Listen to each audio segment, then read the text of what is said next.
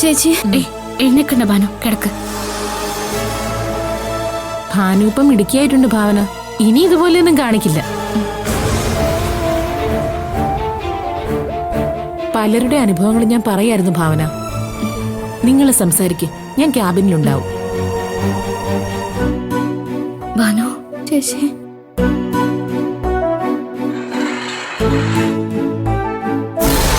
നീ ഇപ്പൊ ഓക്കെ ആണോ ഭാനു? ഓക്കെയാണ് ചേച്ചി. മോളെ, നിനക്ക് എന്താ പറ്റിയത്? പെട്ടെന്ന് ഇങ്ങനെ ചിന്തിക്കാനും മാത്രം നിനക്ക് എന്താ മോളെ സംഭവിച്ചേ? അമ്മ പുറത്ത് തളർന്നിരിക്കുക, അറിയോ നിനക്ക്?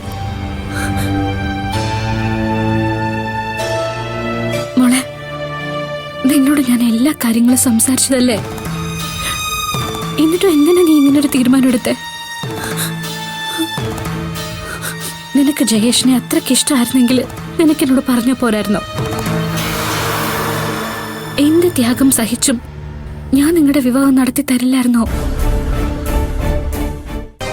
അവന്റെയും അവന്റെ അച്ഛന്റെയും ക്യാരക്ടർ മനസ്സിലാക്കിയിട്ട് നീ തന്നെയല്ലേ അവനോട് പോയി സംസാരിച്ചതും നിങ്ങളുടെ ബന്ധം അവസാനിപ്പിച്ചതും?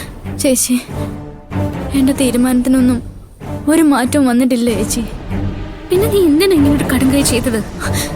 ഇന്നലെ രാത്രി അവൻ മറ്റൊരു നമ്പറിൽ നിന്ന് എന്നെ വിളിച്ചിരുന്നു ചേച്ചി.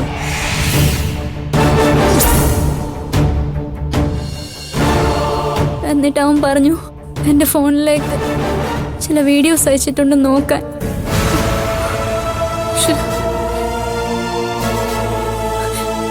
നീ അത് കണ്ടിട്ട് അഭിപ്രായം പറഞ്ഞാലേ സോഷ്യൽ മീഡിയയിൽ പോസ്റ്റ് ചെയ്യാനും പറ്റുള്ളൂ എന്ന് പറഞ്ഞു.